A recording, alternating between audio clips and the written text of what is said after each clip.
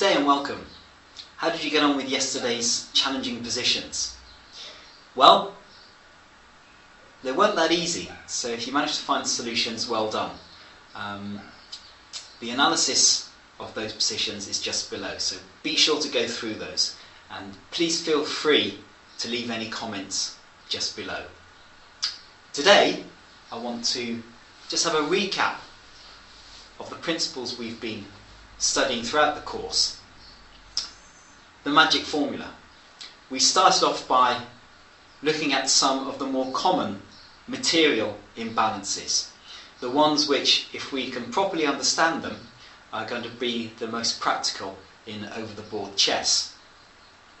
We talked about the exchange sacrifice, the imbalance of two pieces against a rook and a pawn and when this is good. And we also looked at some positional pawn sacrifices.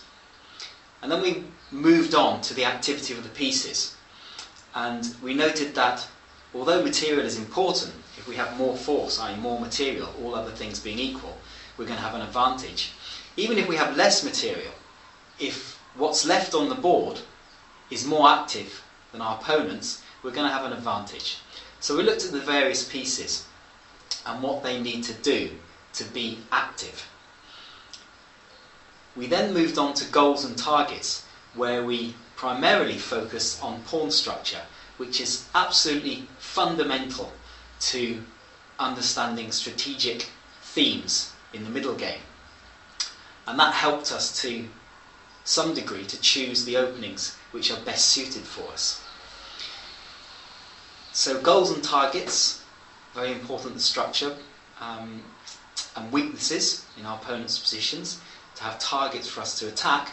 But what do we do when there aren't any clear targets, clear weaknesses? We then moved on to prophylactic thinking, and how surprisingly perhaps, this way of thinking is critical also to maintain the initiative in a position. Throughout all of our studies, we've always remembered Purdy's key principle to analyse all moves that smite, however absurd they may look at first glance. This really is a key principle which I think it's touched upon in many training manuals and many coaches touch upon it, but I think it can't be emphasised enough.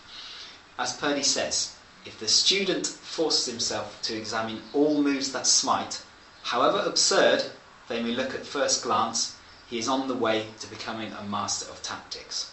And I can tell you that this principle alone can help you immensely to avoid blunders and to find some tactical resources which you may otherwise have not found.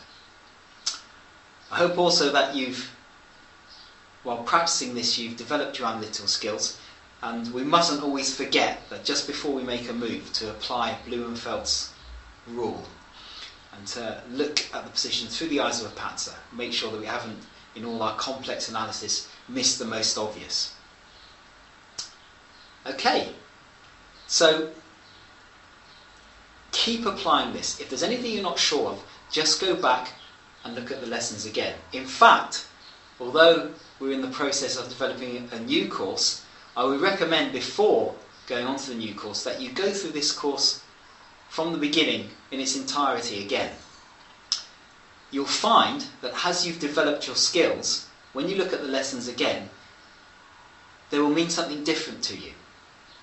You probably don't have to spend as much time going over them. I would look at a couple a day, maybe more.